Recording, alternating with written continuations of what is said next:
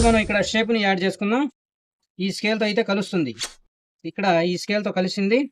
ఇక్కడ మనం స్కేల్ని రివర్స్ చేసుకుందాం. కొంచెం రివర్స్ చేసుకుంటే పట్టుకోకుండా ఉంటుంది. ఇలా చేసుకోవాలి. సీట్ ఇక్కడే ఉండేది మనకు. సీట్ ప్లేస్ ఇది. ఇక్కడ మెడకి మార్కింగ్, ఇక్కడ షోల్డర్ డౌనింగ్ మార్కింగ్, ఇక్కడ మెడ రౌండ్ కోసం ఇది మెడ డౌన్కే సరిపోయింది. 2 ఉంది కదా, సరిపోయింది. ఇక్కడ సంక డౌనింగ్ షేప్ మార్కింగ్ ఇచ్చుకుందాం. ఇది మీడియంగా పెట్టుకోవాలి. సంక డౌనింగ్ అనేది సెంటర్లో ఒక మార్కింగ్ పెట్టుకున్నాం. ఇది ఎంతవరకు ఉందో మనం కొలుసుకుందాం. 2.5కు ఒక పాయింట్ తక్కువ వస్తుంది. ఇప్పుడు ఇక్కడ ఛాతీలో నుంచి 8వ భాగం, ఇక్కడ ఖర్చు వదిలేసి ఛాతీలో నుంచి 8వ భాగం.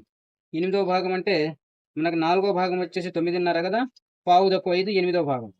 ఇక్కడ మనం క్రాస్ గుంట కొట్టాలి. ఇక్కడ 2 అంగుళాలు కొట్టేద్దాం. టక్ చేసే వాళ్ళే కదా, వీళ్ళకి లైట్ క్రాస్ అయితే చాలు. టక్ చేసే వాళ్ళకి కొంచెం లైట్గానే ఇద్దాం క్రాస్, మరీ ఎక్కువ లేకుండా ఇలా ఇద్దాం. ఓకే. ఇక్కడ పాకెట్ డౌన్ చేద్దాం. పాకెట్ డౌన్ వచ్చేసి 7.5 మీద దింపుదాం.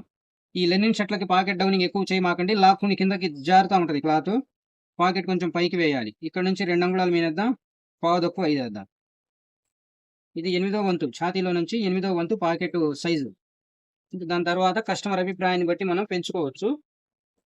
ఒక పాయింట్ పెంచుకుందాం. ఇది గంజి వేస్తేనేమో ఒకలాగుంటుంది, గంజి వేయకపోతే ఒకలాగుంటుంది.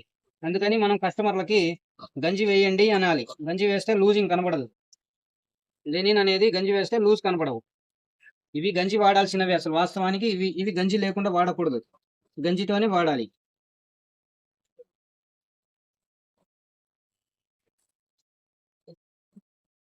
లేకపోతే ఊగుతా ఉంటాయి ఇవి లెనిన్లు.